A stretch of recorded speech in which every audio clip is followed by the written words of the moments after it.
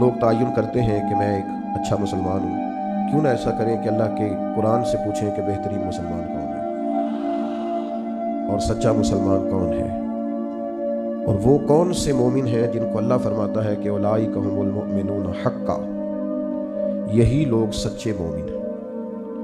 قرآن مجید کی سورہ انفال اللہ تعالیٰ نے ارشاد فرمایا، انما المؤمنون الذین اذا ذکر اللہ وجلت قلوبہم واذا تلیت علیہم آیاتہ زادتہم ایمانا وعلی ربہم یتوکلون۔ فرمایا وہی لوگ سچے مومن ہیں، وہی اصل میں ایماندار ہیں۔ الذین اذا ذکر اللہ وجلت قلوبہم، جب اللہ تعالیٰ کا ذکر کیا جائے تو ان کے دل ڈر جائیں۔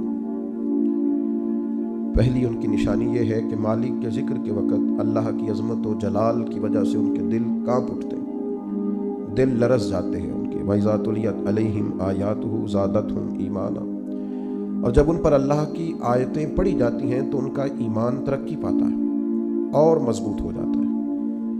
وَعَلَىٰ رَبِّهِمْ يَتَوَكَّلُونَ، اور ان کی تیسری نشانی یہ ہے کہ وہ صرف اپنے رب پر ہی بھروسہ کرتے ہیں۔